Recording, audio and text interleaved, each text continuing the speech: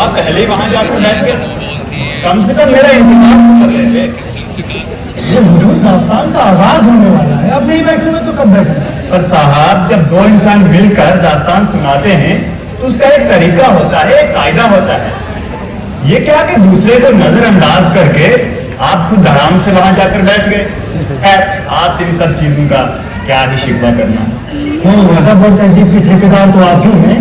ارے آپ ہی جیسے ترقی پسند لوگوں کی وجہ سے صوبہ نسلی خطرے عام کی بات ہو رہی ہے۔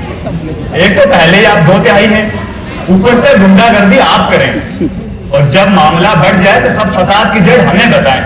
اب دیکھیں حضور ہم زبان دے چکے ہیں اور یہاں ایسے مہذب لوگوں کے سامنے بیٹھے ہیں، ورنہ کہیں آپ ہماری جھنڈے والان کی گلیوں میں آ جاتے تو پرکھچے اڑا دیتے۔ آپ دیکھ رہے ہیں ناظرین، یہاں پر اتنے سارے سیکولر لوگ بیٹھے ہیں اور ان سب میں بیٹھ کر یہ مجھے مارنے اور کاٹنے کی دھمکی دے رہے ہیں۔ خدارا بند کیجیے آکاش مینارے اچھالنا، یہ جنگ ہے، طاقت دکھائیے۔ جی ان کے بھروسے بیٹھے بیٹھے 70 سال ہو گئے اور تمہیں ابھی تک عقل نہیں ہے۔ آپ دیکھ رہے ہیں ناظرین، ابھی سے ہمارا یہ حال ہے تو نہ جانے آگے کیا ہوگا۔ خدارا کسی انگریز کو بلائیے کہ ہوائی جہاز پر سوار ہو کر آئے اور ہمارے درمیان ایک صنعت کا تحقیق کر دے، ورنہ یہ تو مجھے کھا جانے پر تلے ہیں۔ میاں انگریز گئے، اب یہاں رہنا ہے تو ہم لوگوں کی روش اختیار کیجیے اور یہ ڈانٹ کرنا بند کیجیے اور آپ کا پہلا اور داستان کا آغاز کیجیے۔ حاضرین، ایک اور اجنبیت کا احساس حقیقت بھی ہے اور تصور بھی، یعنی ایک ساتھ ہوتے ہوئے الگ الگ بھی رہا جا سکتا ہے اور الگ الگ ہوتے ہوئے ساتھ ساتھ بھی۔ اسی ایک اور اجنبیت کے بیچ کی مہین درار ہے بٹوارہ، مگر ملکوں کی تقسیم میں لوگوں کی تقسیم مضمر ہے، یعنی ان کے مکان کی، جائیداد کی، مال کی، اس بات کی، تہذیب کی، ادب کی، روح کی، جان کی اور ان کے زمین و آسمان کی تقسیم۔ تو حاضرین پیش ہے داستان پرامن جدوجہد کی، قربانی کی اور تاریخ راہوں پر مارے جانے کی۔ تو گلگونا کشانے عارض شاہد بیان کچھ اس طرح فرماتے ہیں کہ جب اس بر صغیر ہندوستان اور جنت نشان کی اس پاک سرزمین پر تقسیم اور بٹوارے کا سلسلہ شروع ہوا تو اس کے پاک بدن کے روئے روئے نے مچلنا شروع کیا۔ بعض روئے دبکنے لگے، بعض فدکنے لگے، کچھ دائیں طرف گئے، کچھ بائیں طرف گئے اور ان کے بیچ سیدھی کھڑی رہی ایک لٹ۔ اس لٹ کے اوپر کی روئے نیچے کی جانب آنے کو بےتاب تھے اور نیچے کے روئے اوپر کی جانب جانے کو مشتاق تھے۔ اس بےتابی اشتیاقی اور اشتیاق بےتابی کا سلسلہ چلتا رہا تو وہ سارے روئے آپس میں گڑبڑ ہو گئے۔ حاضرین، یہ وقت تھا آدھی رات کا۔ یہ اسی آدھی رات کی گھڑی تھی جب ایک عظیم رہنما اپنے ملک کی قسمت کا عہد و پیمان کر رہا تھا۔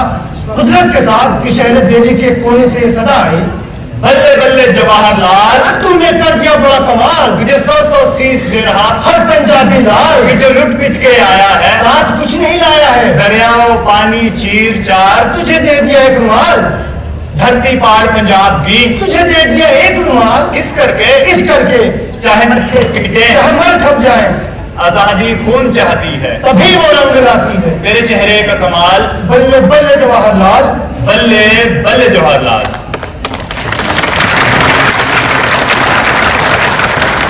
تو حاضرین، جب ملک کے بٹوارے کی بات شروع ہوئی تو ساتھ ہی شروع ہوئی ایک سرکاری مال و اس بات کے تقسیم کی۔ تو ایک سرکاری محکمہ تھا، محکمہ غذا و زراعت، یعنی ministry of food and agriculture, اور اس کی کل میراث تھی 80 بڑا صاحب کی کرسیاں، 80 بڑا صاحب کی میزیں، 800 کلرکوں کی کرسیاں، 50 الماریاں، 10 تجوریاں، 20 سائیکلیں، 22 گھڑیاں، 30 ٹائپ رائٹرز اور 29 پخانے، اور بندروں کو بھگانے کے لیے رکھے گئے نوکر چار لنگور۔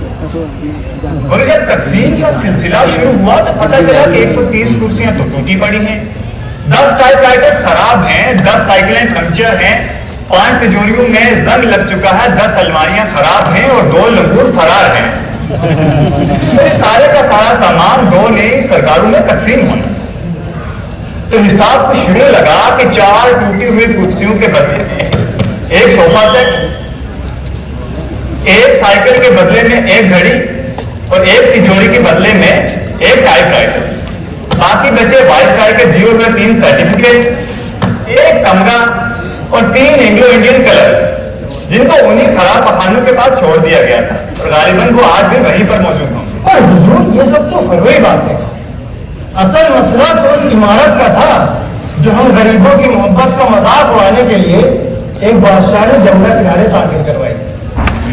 अब यारों का दावा था कि वो उधर की इमारत है, वो उसी ईंट दर ईंट, मीनार दर मीनार कब इधर कब खोद कर ले जाएंगे और असरे में खड़ा करेंगे। उस पर से तुर रहे हैं कि जमुना नदी का वो टुकड़ा भी ले जाएंगे जिस पर इमारत आबाद थी। इस पर अय्यारों ने कहा कि हम ताजमहल तो तुम्हें दे दें, पर पहले सिंधु नदी का रुख तो इस तरफ करो जिसके किनारे बैठकर हमारे बुजुर्गों ने वेद मुकद्दस ऐसी अजीम किताब लिखी। प्राचीन बड़े अफसोस की बात है कि ताजमहल तो अपनी जगह से टस से मस ना हुआ और ना ही सिंधु नदी ने अपना रुख बदला। पर इस तरफ एक नदी बहती जिसका नाम था पद्मा नदी। पद्मा नदी ने बड़ी मुश्किलें पैदा कर रखी थी। पद्मा नदी पर जब हर साल जौहर चढ़ता, कभी अटकेलियां मारती, कभी लहरें निकालती। जब उधर से लहरें निकालती तो उधर के कुछ गांव इस तरफ चले जाते, इधर से पछाड़े मारती, इधर के कुछ गांव उस तरफ चले जाते। इधर उधर के इस घाल मेल ने बड़ी मुश्किलें पैदा कर रखी थी। यहाँ के सदर ने, वहां के वजीर आजम ने पद्मा नदी को लाख उड़ाने भेजे, फरमान जारी किए, बांध बनवाए गए, पर पद्मा नदी सलीका न सीख सकी अच्छी सड़क बनने का। अजी छोड़िए पद्मा की अटकलियों को, जरा इधर तो ध्यान दीजिए। मोह छेड़ो ना छेड़ो नंद का। अजी बंद कीजिए बकवास।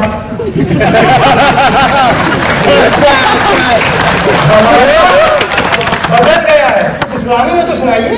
अरे भैया मौसीकी में क्या सा इस्लामी और गैर इस्लामी? कमाल करते हैं आप। जब मुल्क इस्लामी हो सकता है, तारीख इस्लामी हो सकती है, तहजीब इस्लामी हो सकती है, तो मौसीकी में कौन से सुर्ख आपके पर लगे हैं? मतलब इस्लामी मौसीकी से आपका क्या मतलब? सीधी सी बात है। गजल और कव्वाली इस्लामी है, ठुमरी और दादरा गैर इस्लामी, ख्याल इस्लामी, ध्रुपद गैर इस्लामी, हारमोनियम इस्लामी है, तानपुरा गैर इस्लामी, और जिसे कहते हैं आप अल्लाह, वो है अल्लाह आप। और की जगह अली लगाइए, जितना मर्जी बैठे बजाइए। भैया मेरी गर्दन बख्शिए, मैं चला, खुदा हाफिज। हिंदुआनी, मुसलमानी और गैर इस्लामी की आवेजिश कई धारी थी, जिसमें बड़े बड़े सूरमा तक आ चुके थे। जो साहब, क्या आप जानते हैं आपके बाद आने वाली नई नस्लों का क्या होगा? आपके बच्चे उर्दू भूल जाएंगे और वो आपके लिखे का तर्जुमा हिंदी में पढ़ेंगे। क्या आप ये अजीम तहजीबी लिसानी बर्बादी को मंजूर कीजिएगा? बर्बादी शर्त है आबादी की और बसना जिद है उजड़ने की। तो हाज़रीन, हुआ कुछ यूं कि गंगा किनारे गाजीपुर के गांव में कुछ मलीचू ने ये तय किया कि जब तक अपने गांव से वो मलीचू को खदेड़ कर बाहर नहीं भगा देंगे, तब तक वो राहत की सांस नहीं लेंगे। कहा हो ये खुदनों की कौनो खबर पर है कि नहीं? हम तो उन्हें बहुत समझे कि क्या करो और क्या बेकारे समझा। आजकल हम लोग लड़के के नहीं, ये लड़के हम लोग उनके बाप हो गए। हम उनसे कहें कि ए बसी कहाँ करे हो जात हो, तो उनसे बिखर के कहें कि हिया मुसलमानों की तरक्की का रास्ता बंद है हुआ। अब उधर जात रहा तो बीवी बच्चन का भी साथ लिए जीतू का हो। ये पाकिस्तान बना रहा है हिंदू मुसलमान के अलग करने की खातिर ना। तो यहाँ हम देख रहे हैं कि बाप बाप से, मियाँ बीवी से, भाई भाई से अलग हो रहा है। तो अब कुदन हुआ चले गए तो मुसलमान हैं, तो हम हिया रह गए तो क्या खुदा न खास्ता हिंदू हो गए?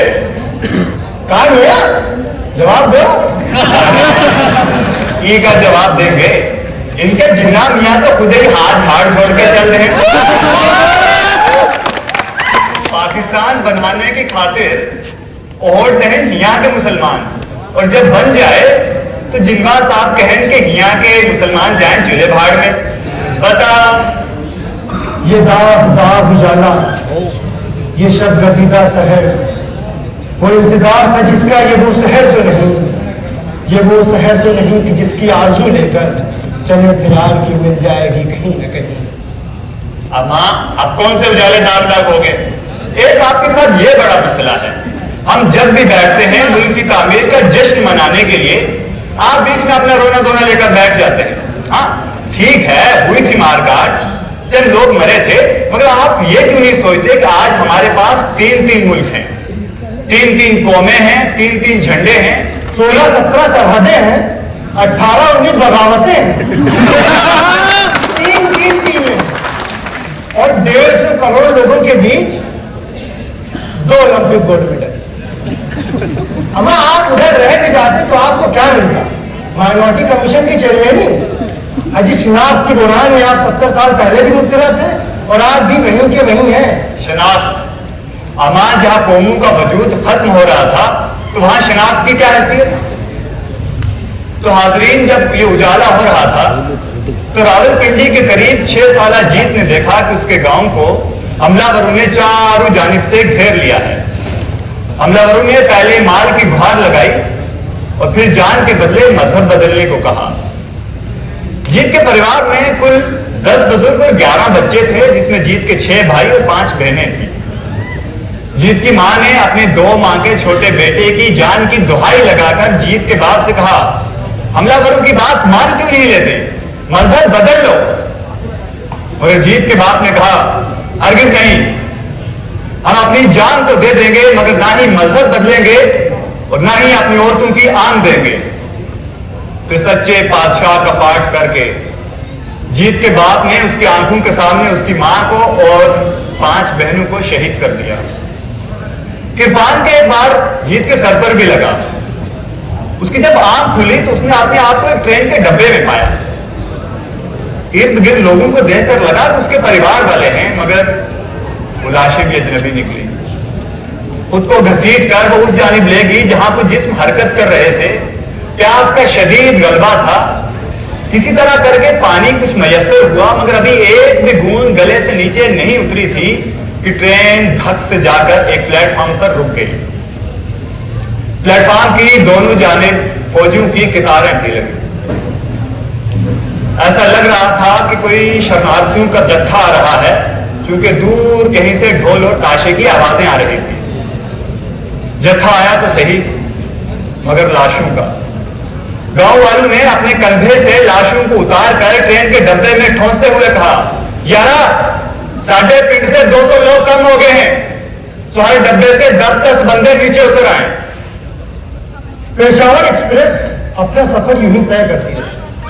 स्टेशन दर स्टेशन मुलाकातियों का जत्था ऐसे ही आता रहा। आखिरकार जब ट्रेन अमृतसर पहुंची तो उस पूरी ट्रेन में 6 साला जीत के अलावा ऐसा कोई भी ना था जो जय हिंद बोल सके।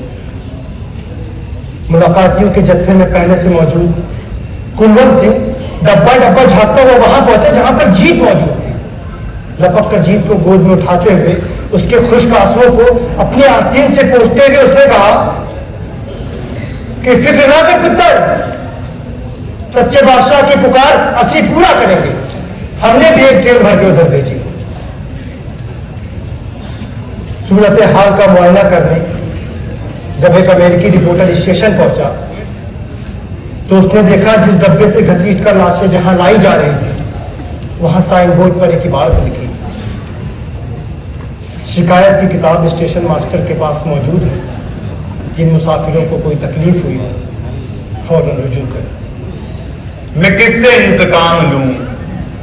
ये सच है कि बेकसों के खून से सुर्ख हो गई है जमीन, मुसीबतों की दास्तां में सुन चुका हम नशी, मैं सुन चुका किस तरह बुजुर्ग नातवान भी, बिलकते शेर ख्वार भी, फसुर्दा नौजवान भी, अजल की घाट उतर गए सब एक एक करके, मैं सुन चुका हूं हम नशी ये दास्ताने दिले खराश, पर मैं किसको दोष दूं, मैं किससे इंतकाम लूं। फरमाया बुजुर्गों ने कि कौम की इज्जत खानदान की इज्जत, خاندان کا پاس اس کی ناموس ہے. ماں نہ ہوتی تو بیٹا نہ ہوتا, حوا نہ ہوتی تو نسل انسانی نہ ہوتی. بس ثابت ہوا کہ وہ فرد جسے عورت کہتے ہیں پوری قوم کی ذات ہے, اس کا اصل ہے, اس کا ہی جزوہ خاص ہے.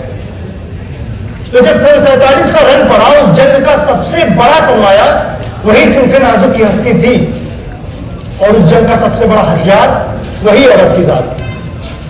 تو حاضرین, جب دونوں نئے ملک کے رہنماؤں نے اپنی اپنی گدیاں سنبھالی, پنڈتوں نے ہون کیے, مولویوں نے فال نکالے اور چودھریوں کی چوزراہٹ دمکنے لگی, تب جا کر دونوں ملک کے رہنماؤں کو اس بات کا خیال آیا کہ ادھر کا کچھ مال اس طرف رہ گیا ہے اور ادھر کا کچھ حصہ اس طرف رہ گیا.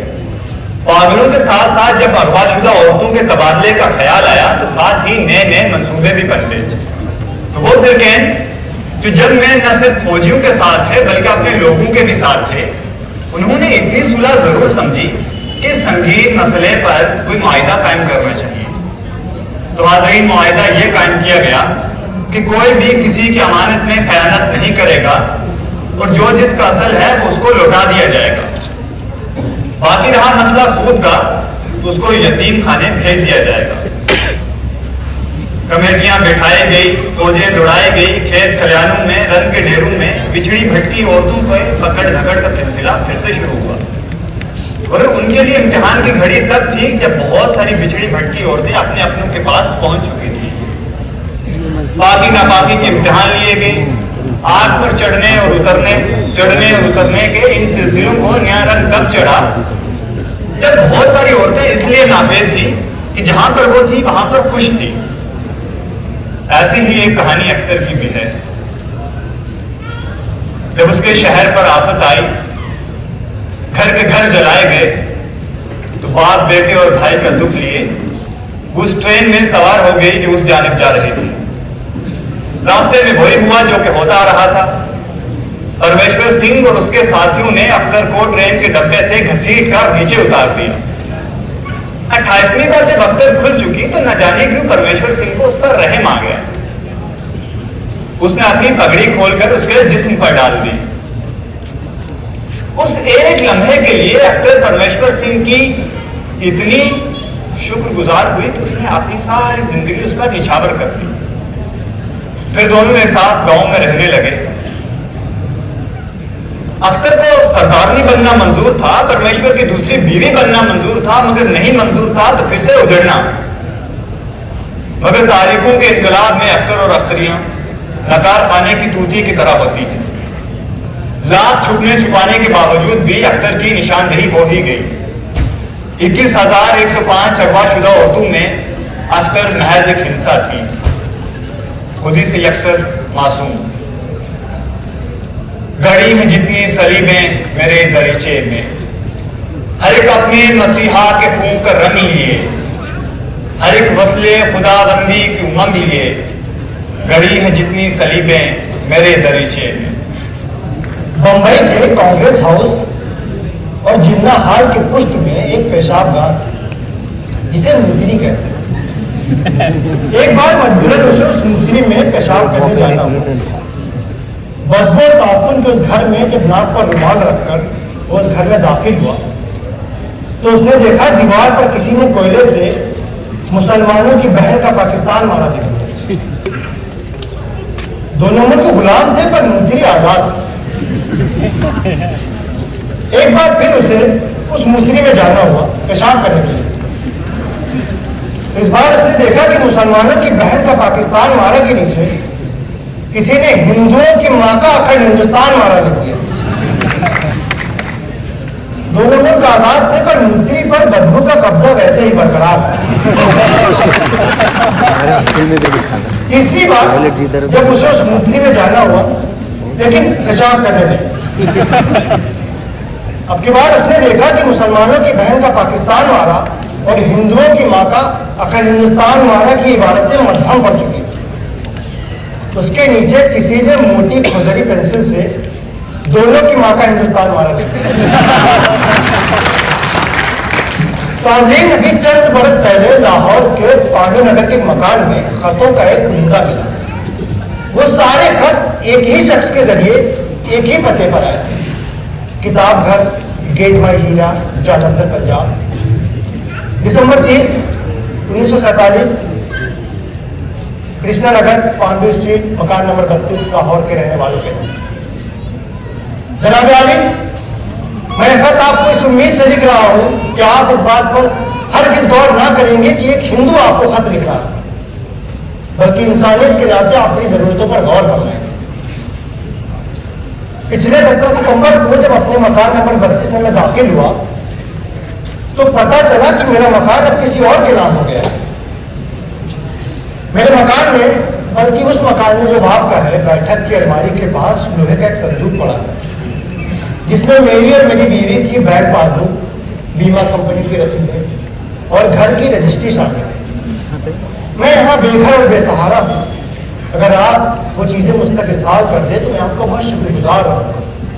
آپ کا میرا دیش ہر کشن داس کے 9 فروری 1948 میرے عزیز اور محترم محمد لطیف صاحب, آپ کی ارسال کردہ رجسٹری مجھے موصول ہوئی. مجھے اس بات پر فخر ہے کہ میرا گھر ایک ایسے شخص کو الاٹ کیا گیا ہے جو حقیقی معنوں میں مکمل انسان ہے. محترم لطیف صاحب, میں آپ کے کام کے سلسلے میں اوتر ڈاک خانہ گیا تھا. وہاں کا سب پوسٹ ماسٹر ایک سکھ ہے جو کہ پاکستان سے آیا ہے اور اس میں شرافت نام کی بھی نہیں ہے. جب میں نے اس کے سامنے آپ کا ذکر کیا تو آپ کا نام سنتے ہی اس نے میری کوئی بھی بات سننے سے انکار کر دیا اور پھر میں بے بس اور مجبور ہو کر واپس چلا آیا. محترم لطیف صاحب, مجھے امید تھی کہ گاندھی جی کی کوششیں اور کاوشیں ایک دن ضرور رنگ لائیں گی اور ہم سب اپنے اپنے گھر کو لوٹ جائیں گے, مگر ایک کمینے اور رذیل انسان نے امن کی اس بیوتا کو ہم سے ہمیشہ کے لیے الگ کر دیا. امید کی وہ آخری کرن بھی اب بجھ چکی ہے. تو حاضرین, یہ کہنا غلط نہیں ہوگا کہ ہرکشن داس بیدی اور محمد لطیف دونوں ہی خوش قسمت تھے کیونکہ دونوں ہی پنجابی تھے. اب نہ کوئی ہندو اور سکھ پاکستانی پنجاب میں بچا تھا اور نہ ہی کوئی مسلمان مشرقی ہند پنجاب میں. اور ابھی سندھی ہندو باقی تھے, ابھی بلوچی ہندو باقی تھے, ابھی افغانی اور پشاوری سردار باقی تھے اور باقی تھے کروڑوں ہندوستانی مسلمان. تو حاضرین, ان کروڑوں ہندوستانی مسلمانوں کی ایک کہانی سنانا یہ تو ہمارے بس کی بات نہیں ہے. یہ تو صرف جناح صاحب ہی کر سکتے تھے. مگر آئیے ہم آپ کو سناتے ہیں داستان دلی کے اجڑنے کی. تذکرہ دے دیے مرحوم کا میرے دوست نہ چھیڑ, نہ سنا جائے گا ان سے یہ فسانہ.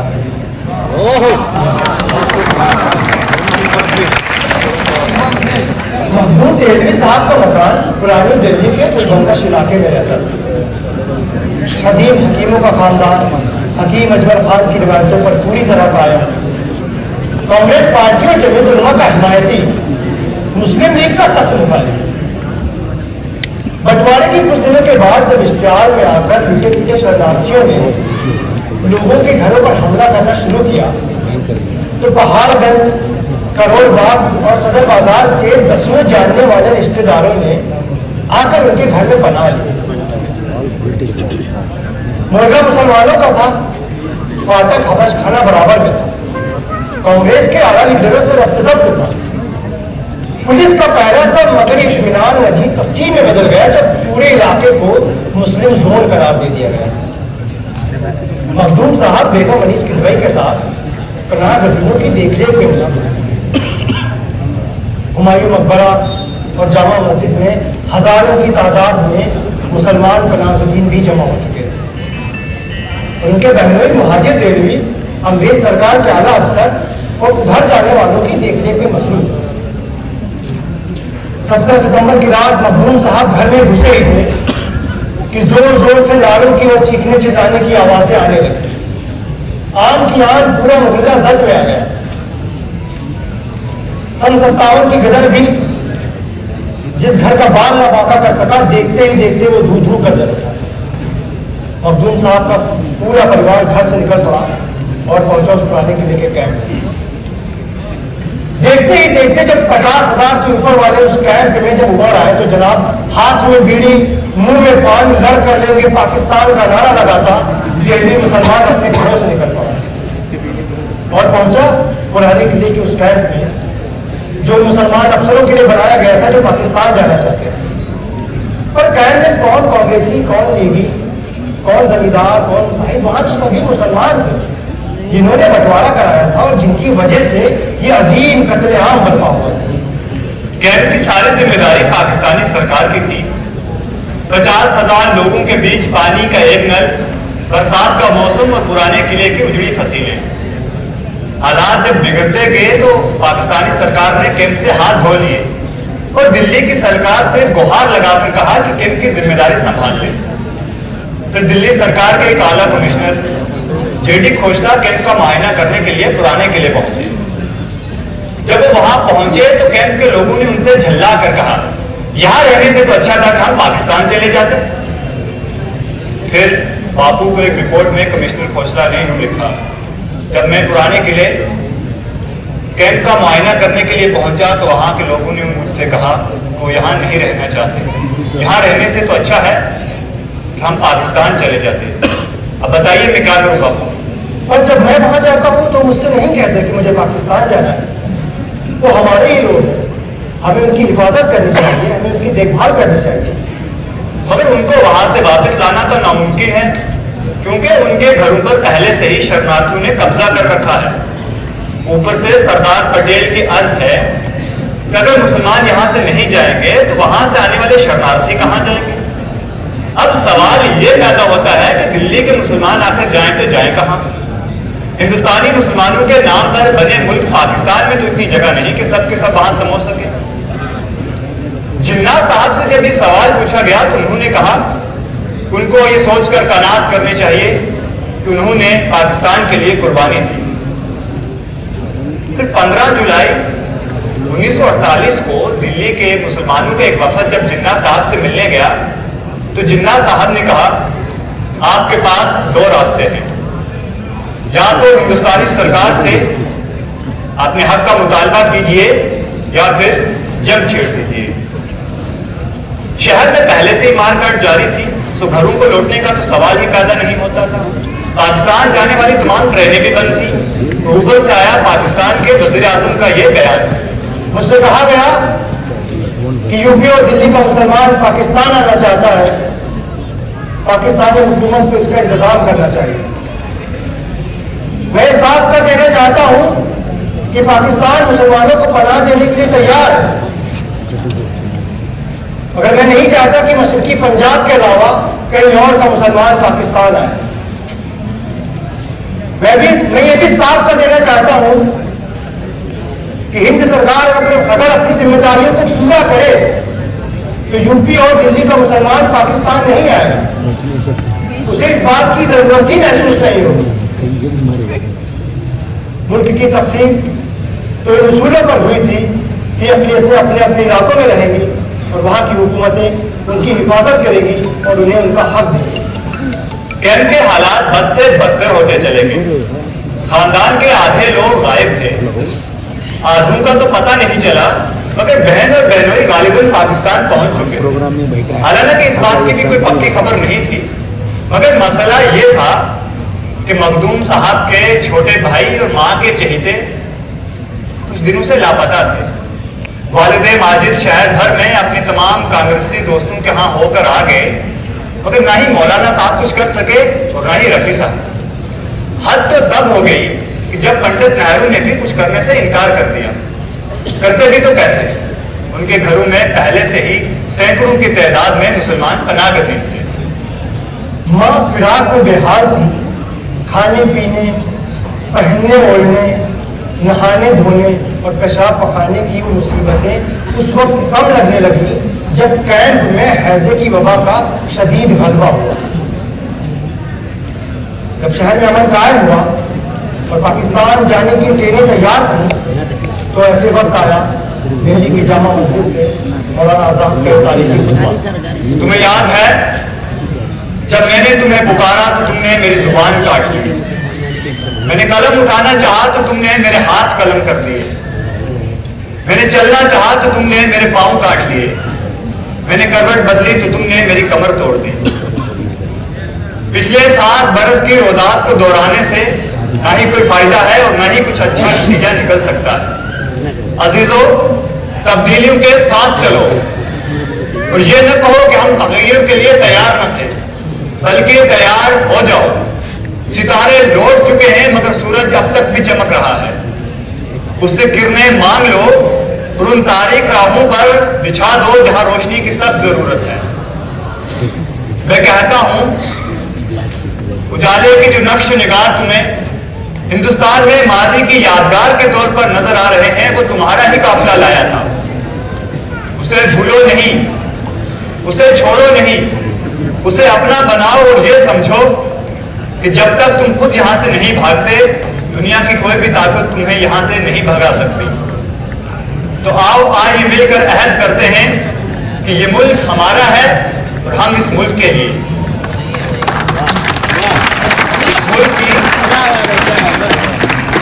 इस मुल्क की तकदीर का कोई भी बुनियादी फैसला हमारी आवाज के बिना अधूरा रहेगा। कहा जाता है कि इस खुतबे के बाद हजारों बंधे हुए बिस्तर खुल गए। पुरानी दिल्ली का वो अली निजात खानदान उजड़ने के बाद फिर से बसने की राह पर गामजन था। आसरा मिला तो पुराने वफादार नौकर जानकी प्रसाद के सरकारी क्वार्टर पर, जिनको उनके वालिद ने अपने रसूख से महकमा ज़राअत में नौकरी लगवाई। कुछ दिन बाद एक खत आया कि बहन और बहनोई कराची में खैरियत से और खुशहाल। और सबसे अहम बात यह कि कब्बन देलवी यानी कि छोटे भाई माँ की आंख के तारे किसी तरह खस्ता हाल उस तरफ जा पहुंचे। हालात खराब हैं, आकर उन्हें ले जाओ। माँ ने बिस्तर पकड़ लिया और जिद ठान ली कि कब्बन का चेहरा देखूं तो चैन से मर सकूं। बेचारे हिंद परस्त, हिंद मिजाज मखदूम देलवी साहब पाकिस्तान के सफर के लिए रवाना हो। जयपुर, अजमेर, जैसलमेर होते हुए पोखरा पार पहुंचे। अब आम आदमी का सफर था, अंग्रेज के औलाद तो थे नहीं जो उड़ के जाते। जब कराची पहुंचे तो देखा वहां अलग ही मंजर। हर तरफ सिंधी, मुहाजिर, पंजाबी, मगर पाकिस्तानी नजारा। पाकिस्तान में हिंदुस्तानी मुसलमान इस बात को लेकर के परेशान कि न उसके लिए कोई खास इंतजाम और न उसका कोई इस्तेकबाल। और पाकिस्तानी इस बात को लेकर के हरासा कि अगर सारे हिंदुस्तानी मुसलमान यहाँ चले आए तो पाकिस्तान चलेगा कैसे। और बहनोई साहब इस बात को लेकर के परेशान कि कहीं कांग्रेसी रिश्तेदार हुकूमत में उनकी साख न खराब कर दे। इधर दिल्ली में कुछ अमन कायम हुआ। नवाखिली में एकला चलो रे नारे का मरहम दिल्ली में कारगर साबित हुआ। बापू की दिल्ली आमद हुई और उन्होंने व्रत की शुरुआत इस मांग से की कि कत्लो गारत कम हो, मुसलमानों को वापस उनके घरों में लाया जाए। मगर बापू का ये व्रत काल का निवाला साबित हुआ। 30 जनवरी 1948 को बापू शहीद कर दिए गए। खुदारा न बोलो ये मनहूस बोली, भला कौन मारेगा बापू को। जमीन ऐसी बातों से थर आ गई है, जगाओ न बापू को नींद आ गई, जगाओ न बापू।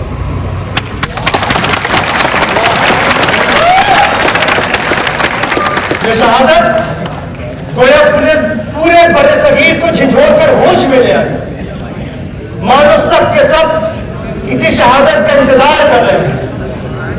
पूरे बड़े सगीर में अमन कायम हो गया और हालात जब दोबारा थमे तो कई हैरत अंगेज वाकयात हुए।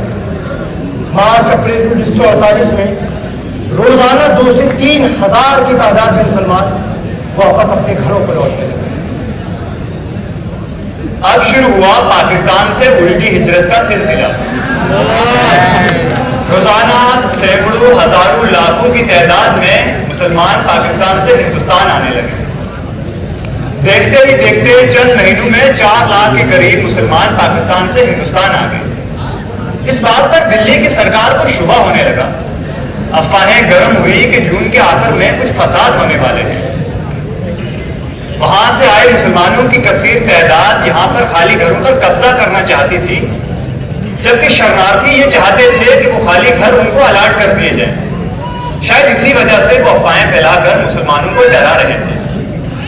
हालात जब बिगड़ते गए तो इस हद तक पहुंच गए कि बाबू राजेंद्र प्रसाद ने पंडित नेहरू को एक खत लिखा और यूं कहा, अगर इसी तरीके से 30 से 40 हजार मुसलमान पाकिस्तान से हिंदुस्तान आते रहे और हिंदुस्तानी शहरियत का मुतालबा करते रहे तो बहुत परेशानियां हो जाएंगी। नतीजतन 15 जुलाई 1948 हिंदुस्तानी सरकार की तरफ से शुरू किया गया एकतरफा परमिट सिस्टम, उसका खास मकसद यह भी था कि पाकिस्तान से हिंदुस्तान आने वाले मुसलमानों को रोका जा सके। इस बात को जब पंडित नेहरू ने असेंबली में उठाया और कहा कि यह तो बापू के दिए हुए वचन की खिलाफ वर्जी है, तो सरदार पटेल ने कहा कि दिल्ली में पिछले कुछ माह से अमन व अमान कायम है, जिन लोगों को हिंदुस्तान आना था वो आ चुके हैं और जो नहीं आए हैं उनको पक्का पाकिस्तानी करार दे दिया जाए। इसमें बापू के वचन से फिरने का तो सवाल ही पैदा नहीं होता। अब शुरू हुआ परमिट का गड़बड़ झाला। बेगम है हिंद में तो मियाँ है सिंध में मुकीम, दोनों को है फिराक का शिकवा नसीब से, क्या कहर है कि उनकी मुलाकात के लिए परमिट है शर्त, पर कैसे मिलेगा रकीब से। मियाँ बीवी, माँ बाप और भाई बहन के बीच आया कागज यानी परमिट। जो सिख और हिंदू हिंदुस्तान में आकर रहना चाहते थे उनके लिए अलग परमिट, और जो मुसलमान हमेशा के लिए हिंदुस्तान आकर रहना चाहते थे उनके लिए अलग परमिट। 5 अलग तरह के परमिट बनाए गए। पहला परमिट मुसलमानों के लिए जो हिंदुस्तान टेम्परेरी विजिट पर आना चाहते थे। दूसरा परमिट उन मुसलमानों के लिए जो मशरकी पंजाब से मगरबी पंजाब जाना चाहते थे, यानी कि ट्रांजिट परमिट। तीसरा परमिट उन मुसलमानों के लिए जो हमेशा के लिए हिंदुस्तान आकर रहना चाहते थे। चौथा परमिट सरकारी अफसरों के लिए, और 5वां परमिट उन हिंदू और सिख लोगों के लिए जो हमेशा के लिए हिंदुस्तान आकर रहना चाहते थे। इसके जवाब में पाकिस्तानी हुकूमत ने उधर से लगाया परमिट सिस्टम। तो हाज़रीन, हिंदुस्तानी मुसलमानों के तहफ़्फ़ुज़ के लिए बना पाकिस्तान, मगर पाकिस्तान की सबसे बड़ी सरदर्दी बना हिंदुस्तानी मुसलमान। तो हाज़रीन, अब पेश है बंटवारे के 25 साल बाद आज़ाद हिंदुस्तान से पाकिस्तान भेजा गया एक खत। अज़ीज़ जान शहादत निशान बरखुरदार कामरान, ये खत मैं तुम्हें शेख सदीक हसन के लड़के की मार्फत लंदन भेज रहा हूँ, शायद वहां से तुम तक कराची पहुंच जाए।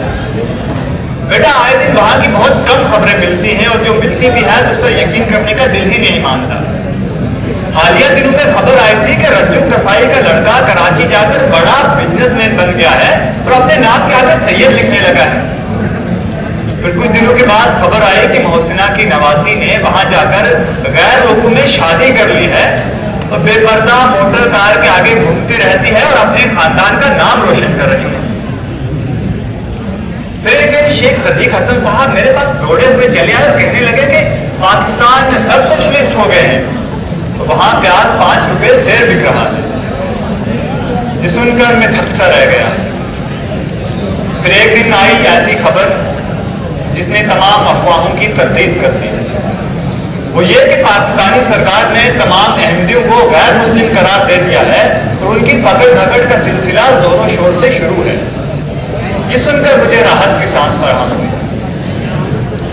बेटा, हम काफिरों के मुल्क में रहते हैं। यहाँ हमारे घर के सामने गैर मुकल्लिदों ने ऊंचे मीनार वाली मस्जिद बना ली है और सारा दिन बाआवाज़ बुलंद आमीन आमीन करते रहते हैं और हम कुछ कर भी नहीं सकते। बेटा, हमारा शजरा हमारी सबसे बेशकीमती विरासत है जिसको हमने 1400 साल से संभाल कर रखा है। हिंदुस्तान और पाकिस्तान की रास्ता खेजी में हमने उसको खो दिया था, अब उसको सिर्फ हाफिजे के जरिए ही मुंतकिल किया जा सकता है। प्यारे मियाँ हमारे खानदान में 47 के बंटवारों के वक्त भेंट चढ़ने वाले पहले इंसान थे। बेटा, मैंने हिसाब लगाया है, तब से लेकर अब तक हमारे खानदान में कुल 31 लोग हलाक हुए, जिनमें से 7 को अहले हदूद ने हिंदुस्तान में मारा, 14 पाकिस्तान जाकर बरादरान इस्लाम के हाथों अल्लाह को अजीज हो गए, तो बाकी के अपनी मौत मारे गए। बेटा मुशाहिदे में तो यही आया है कि जो तिनके एक बार टूट कर बिखर गए सो बिखर गए, तितर बितर तिनकों को कभी एक साथ नहीं पाया गया। मगर कोशिश करते रहना तो इंसानी फर्ज है। अब जबकि रास्ते खुल रहे हैं तो तुम भी आओ, हमें अपनी सूरत दिखा जाओ। और हाँ, तुम्हारी चच्ची का तकाजा है कि अकेले मत आना, साथ में अपने दुल्हन को भी लाना। तो हाँ मियाँ, अकेले मत आना, इसी बहाने हम तुम्हारे बच्चों को भी देख लेंगे कि कौन काला है और कौन गोरा। बेटा अब मैं सूखे पत्तों की माचदार हूं, कम लिखे को ज्यादा जानो। दुनिया में आकर बहुत कुछ देखा, जो नहीं देखना था वो भी देखा। अब आंख बंद हो कि वो देखने की तमन्ना है, जो देखने के लिए बरसों से मुंतजर हूं। तुम्हारा सूर अफ्ताज चचा कुर्बान अली, किससे कहें कि हम पे ये सदमा गुजर गया। खाली हुआ अजीजों से घर दश्त भर गया, दुनिया की दोपहर में मेरा घर का घर गया। बेटा जवान कत्ल हुआ भाई मर गया, बनती नहीं है किस्मत जब आती दीवार पर, टुकड़े हो गिर पड़े मुसीबत पहाड़ पर। किससे कहें कि हम पे ये सदमा गुजर गया। किससे कहें कि जो सदमा हम पे गुजर गया।